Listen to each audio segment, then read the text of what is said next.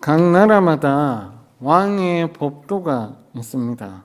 왕의 법도라 하면 여러 가지를 의미할 수 있겠지만 특별히 궁궐, 왕중 궁궐에서 이제 해야 하는 법들이 있습니다.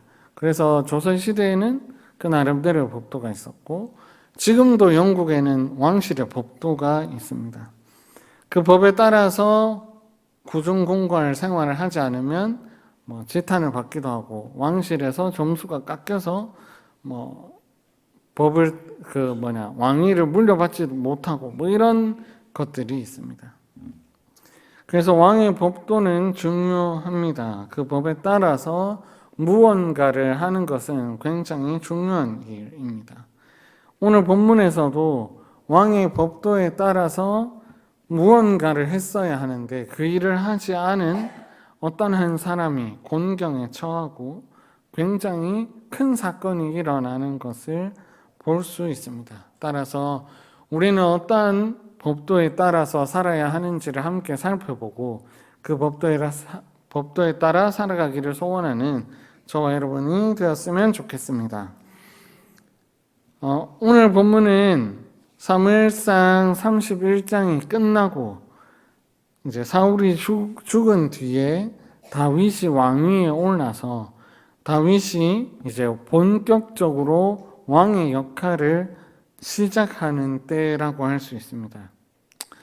이스라엘의 왕의 역할은 자기 백성을 구원하는 것과 자기 백성을 하나님 앞에서 잘 살 수 있도록 다스리는 일이었습니다. 이 일을 위해서 왕이 해야 할 의무는 하나님 아버지 앞에서 그분의 말씀을 따라 사는 일입니다. 이를 위해 다윗은 오늘 본문에서 여호와의 언약궤를 옮겨와야겠다 하는 생각을 가지고 그 일을 본격적으로 수행합니다.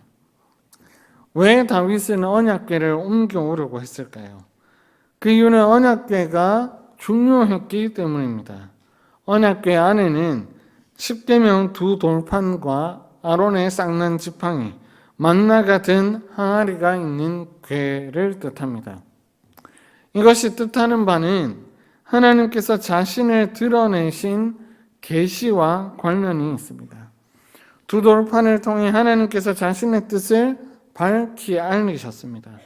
아론의 쌍난 지팡이를 통해 하나님의 전능하심과 직분자를 세우셨으며 만나를 통해 자기 백성을 돌보시고 먹이시는 분이심을 밝히 드러내셨습니다.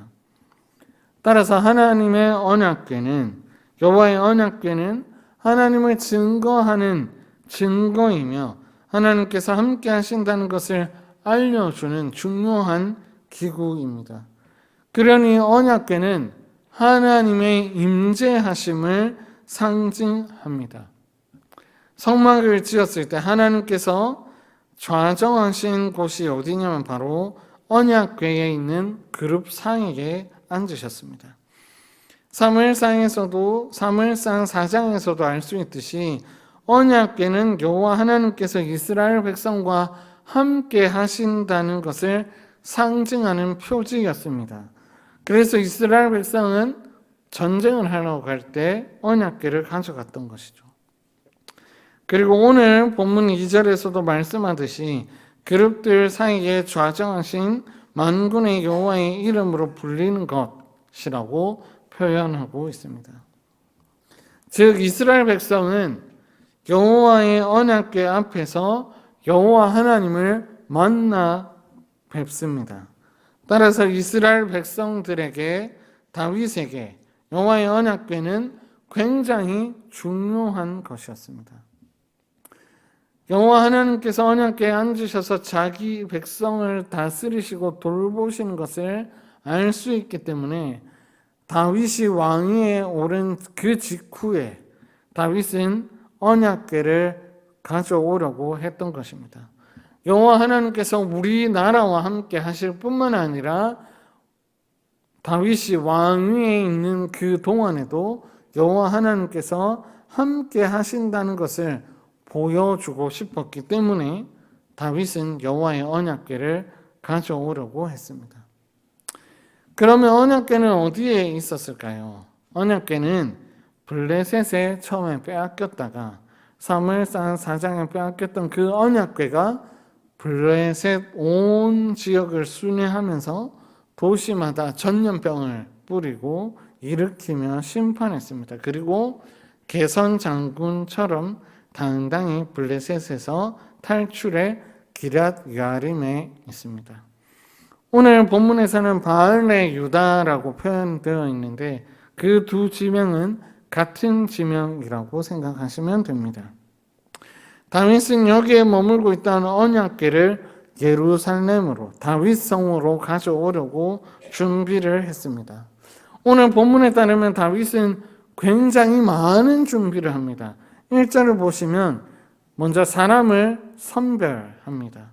무리를 3만 명 정도 뽑아서 하나님의 궤를 메어오려고 합니다.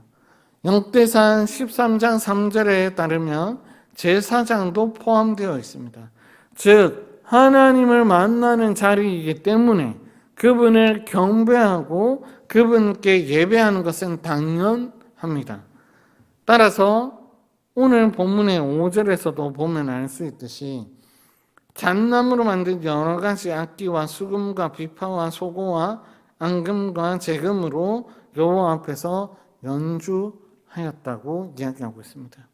즉 이스라엘 백성에게로 하나님의 언약궤를 가져오는 그 일 자체는 그냥 단순히 언약궤를 옮겨오는 것이 아니라 하나님을 예배함과 동시에 그 언약궤가 다윗성으로 들어와 왕좌에 앉는다는 것을 보여주고 있는 것입니다. 그래서 다윗은 그 언약궤를 아주 멋지게 모셔오기 위해서 하나님의 궤를 위해서 새 수레를 만듭니다. 새 수레를 준비해서 다윗이 여호와 하나님께 대하여 최대한의 존경과 경의를 표하면서 여호와 하나님의 언약궤를 데려오려고 했던 겁니다. 이러한 것들을 볼 때 다윗은 여호와의 언약궤를 싣고 오기 위해 최선의 준비를 했음을 알 수 있습니다. 그렇게 준비를 한 다윗은 새수레에 싣고 언약궤를 새수레에 싣고 나오려고 하고 있습니다. 아주 깨끗하고 멋진 새수레에 싣고 3만 명의 사람들이 환호하며 찬송하며 아비나답의 집에서 나오고 있습니다. 그 수레를 책임지는 사람은 아비나답의 아들 우사와 아효입니다. 그들이 산에 있는 아비나답의 집에서 하나님의 궤를 싣고 나올 때 아효는 궤 앞에서 다윗과 이스라엘의 온 족속은 뒤를 따라서 그 길을 걷습니다. 그런데 여기에서 문제가 하나 생깁니다. 6절을 가만히 보면 길을 잘 가고 있던 그 소들이 낙원의 타작마당에 이르더니 갑자기 날뛰기 시작합니다. 소들이 날뛰니 뒤에 있는 수레가 덜컹거리기 시작합니다. 언약궤가 수레에 실려 있다 보니 수레가 덜컹거릴 때마다 언약궤가 떨어질 것만 같습니다. 그러다가 언약궤가 흔들리고 언약궤가 떨어지려고 하는 그 찰나에 그것을 지켜보고 있던 우사가 떨어지는 것을 막기 위해서 하나님의 궤를 붙듭니다. 여기에서 우리 모두가 잘 알고 있듯이 사건이 하나 일어나죠. 여호와의 궤를 지키려고 했던 더러운 땅에 떨어지는 것을 막기 위해서 여호와의 궤를 지키려 했던 그 우사가 궤를 건들자마자 여호와 하나님께서 진노하셔서 그 자리에서 그 즉시 우사를 치십니다. 그리고 그 자리에서 하나님의 궤 옆에서 우사는 죽게 됩니다. 그 광경을 보고 있던 다윗은 굉장히 분하여 그곳을 베레스 우사라고 부릅니다. 우사가 찢겼다 이런 표현이죠. 이 사건이 있은 후 다윗은 그날에 여호와 하나님을 두려워하기 시작합니다. 여호와의 궤가 어찌 자기에게 올까 하며 두려워하고 있습니다. 그렇게 여호와의 궤를 옮겨 다윗성에 메어가기를 즐거워하지 않습니다. 그렇게 가드 사람 오벳에돔의 집에 여호와의 궤는 도달하게 됩니다. 여호와의 궤가 오벳에돔의 집에 석 달간 있는데 여호와께서 오벳에돔과 그의 온 집에 복을 주셔서 그 속은 샬롬의 상태가 되게 됩니다. 이 사건은 우리가 잘 알고 있는 사건입니다. 이 사건을 들으면서 조금 의문이 드는 지점이 있습니다. 왜 하나님께서 다윗에게 이런 일이 일어나게 하셨을까?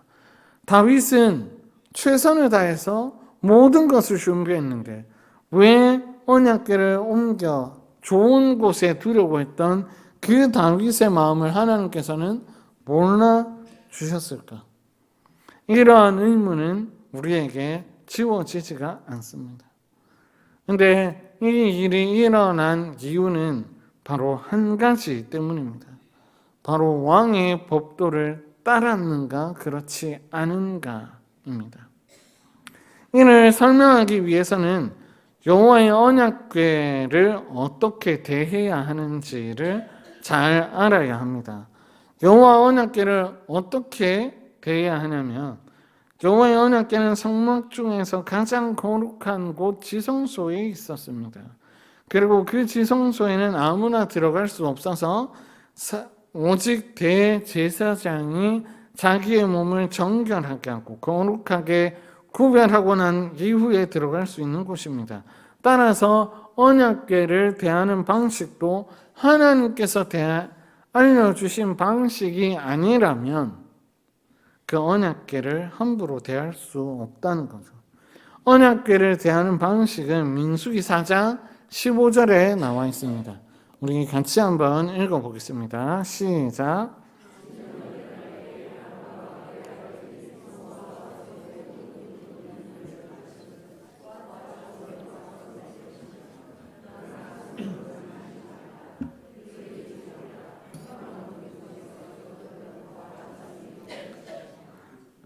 민수기 4장 15절에서는 여호와 하나님께서 진영을 떠나시고 이스라엘 백성이 옮겨갈 때에 언약궤를 어떻게 대해야 하는지를 알려주고 있습니다.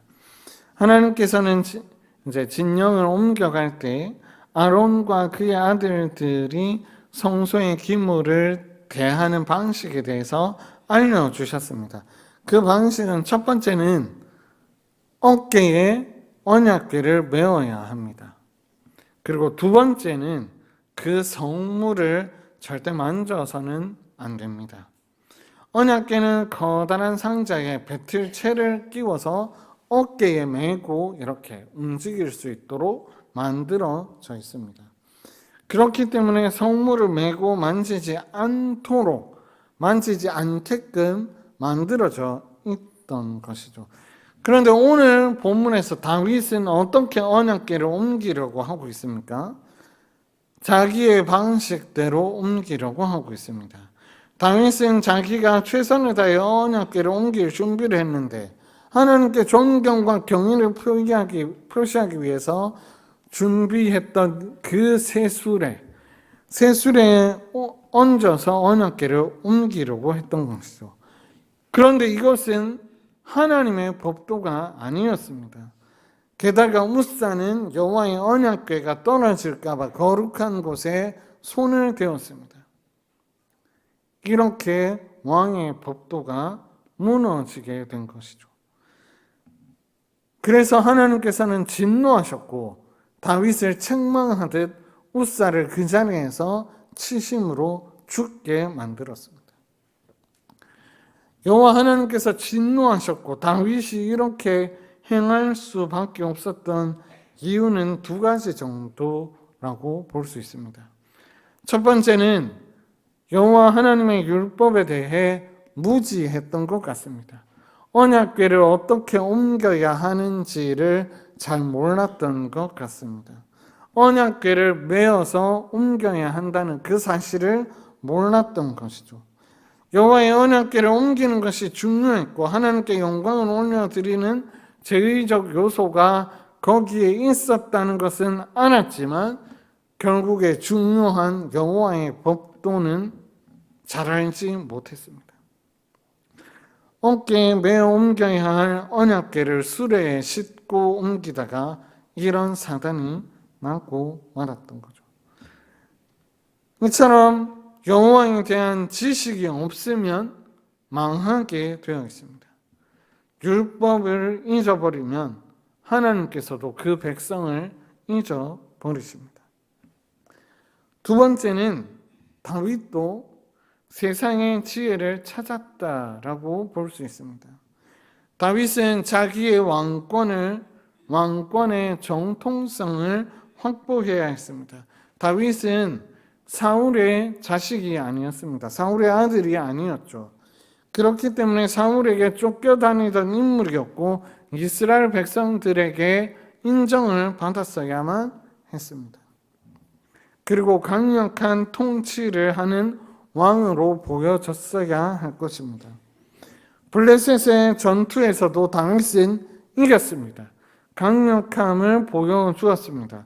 그러면서 여호와 하나님을 위한다고 말하면서 자기의 공로도 그 자리에서 나타내려고 했던 것입니다.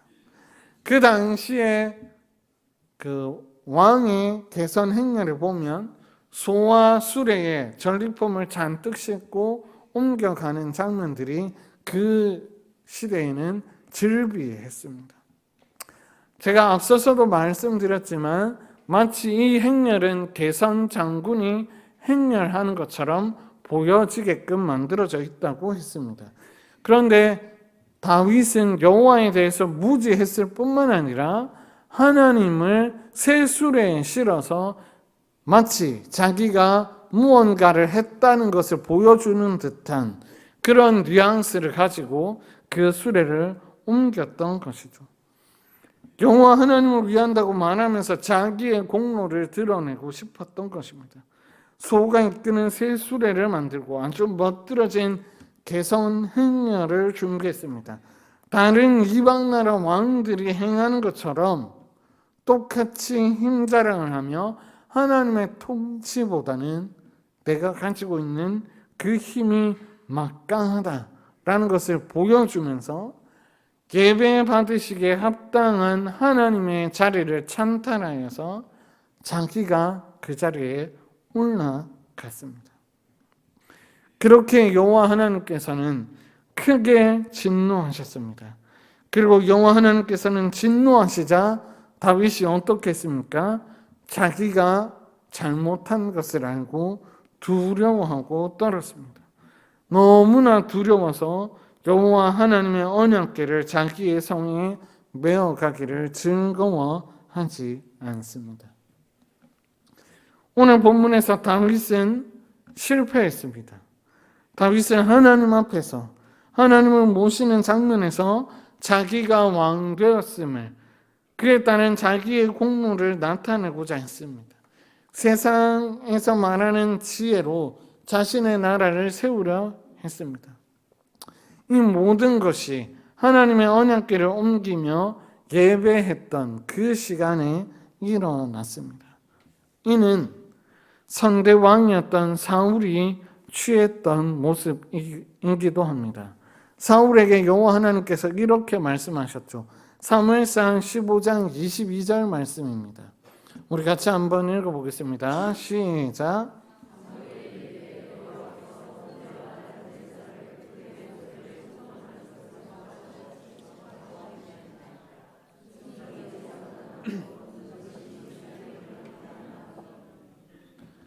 사울도 하나님을 제사할 때에 하나님의 법도를 어기고 제사했습니다. 그럴 때 여호와 하나님께서 이렇게 말씀하셨습니다.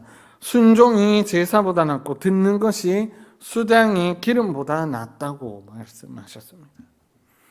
하나님을 사랑하던 다윗도 실패했습니다.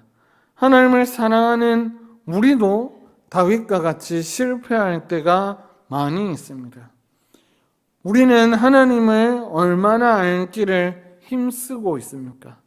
여호와 하나님을 알지 못하면 그 백성은 망하게 된다고 말씀하고 있는 게 우리는 여호와 하나님을 얼마나 알기를 애쓰며 여호와의 법도가 우리에게 무엇이라 말씀하고 있는지를 얼마나 관심 있게 지켜보고 있습니까? 그리고 그 말씀을 받아들이려고 하고 있습니까? 왕의 법도는 이미 시행되고 있고 지금도 공표되어서 우리에게 계속해서 드러나고 있습니다. 그 법에 따르지 않으면 우리는 웃사에게 임한 죽음이 우리에게도 찾아올 뿐입니다. 그래서 우리는 여호와 하나님을 사랑하고 그분의 법도에 따라 살기를 기뻐하고 즐거워해야 합니다. 그래서 우리가 해야 할 것은 첫 번째, 여호와 하나님께서 알려주시는 대로 예배해야 합니다. 여호와 하나님께서는 예배를 통해 스스로를 우리에게 드러내십니다. 여호와 하나님께서 우리에게 스스로를 예배를 통해 나타내시기 때문에 우리는 예배를 사모해야 하며 예배를 통해 선포되는 그 계시를 통해 여호와 하나님을 바르게 알아가야 합니다. 여호와 하나님께서는 예배를 통해 자신을 풍성히 알 수 있도록 친절하게 우리를 인도하고 계십니다. 설교를 통해 선포되는 하나님의 말씀을 우리가 들을 때 그분을 먹고 마시며 그분을 듣고 보고 만지게 하셔서 하나님이 어떤 분이신지를 우리에게 상세히 알려주고 계십니다. 따라서 우리는 그분의 법도대로 여호와 하나님을 예배해야 합니다. 지금은 우리에게 언약궤가 존재하지 않기 때문에 언약궤를 어깨에 맬 필요는 없습니다. 그러나 하나님께서 우리에게 예배하는 방식을 말씀을 통해서 알려주셨습니다. 이는 우리가 고백하는 신앙 고백서와 표준 문서들이 예배 모범에 정리가 되어 있습니다. 예배 지침서에 정리가 되어 있고 그것을 당회가 교회마다 이루어질 수 있도록 지금도 치리하고 있습니다. 따라서 우리는 하나님께서 알려주시는 방식대로 예배하고 있는지를 우리 스스로 점검하고 바르게 예배하기 위해서 우리의 예배 생활을 살펴보아야 합니다. 둘째는 여호와 하나님만을 예배해야 합니다. 하나님께서 알려주시지 않은 방식으로 예배하면 예배의 대상이신 하나님을 예배하지 않게 됩니다. 예배 받으시기 마땅한 그 하나님의 자리에 자기를 올려다 놓는 죄를 다윗과 같이 범하게 될 것입니다. 마치 다윗이 쇠수레를 사용하면서 자기의 힘을 과시한 것처럼 자기를 자랑하게 될 가능성이 많이 있습니다. 우리는 예배를 통해 우리의 세를 자랑하거나 과시하거나 우리의 공로를 높이기 위해서 예배하는 것은 옳지 않습니다. 우리는 그분께서 우리에게 알려주시는 방식대로 예배하며 살아계신 여호와 하나님만을 예배하는 대상으로 삼고 그분만을 예배해야 합니다. 이것이 하나님의 복을 받는 유일한 길입니다. 그 이유는 하나님만을 바르게 예배할 때 그분께서 우리의 왕 되어 주시기 때문에 그렇습니다. 이는 오베데돔이 여호와의 궤를 모시고 난 이후에 그 집에 복을 베푸셨던 것을 보면 우리에게도 동일하게 복을 베푸시겠다는 것을 알 수 있습니다. 그러므로 우리는 우리의 왕이신 여호와 하나님만을 섬기며 예배하기를 소원해야 합니다. 오직 영광 받으시기 합당한 여호와 하나님만을 예배하며 복을 누리시는 저와 여러분 되기를 간절히 소원합니다. 이제 말씀을 맺고자 합니다. 오늘 다윗은 언약궤를 옮기면서 왕의 법도를 따르지 않았습니다. 그 결과 벌을 받았고 죽음이 그의 삶 가운데 드리워졌습니다. 우리도 동일한 실수를 자주 합니다. 그러나 여전히 우리에게 왕의 법도는 선포되고 있습니다. 그렇게 우리는 우리의 실수를 인정하고 그분께 돌이켜 그분의 법도에 따라 살기를 소원하면 됩니다. 그러니 사랑하는 성도 여러분, 하나님께서 우리에게 알려주신 방식대로 예배하는 저와 여러분 되기를 소원합니다. 하나님께서 알려주신 방식이 아니라면 과감히 그것을 벗어버리고 그분만을 온전히 예배하는 데 애쓰기를 소원합니다. 그리고 그분만을 예배할 때에 그분께서 베푸시는 하나님의 복과 은혜를 풍성히 누리는 저와 여러분 되기를 간절히 소원합니다. 기도하겠습니다.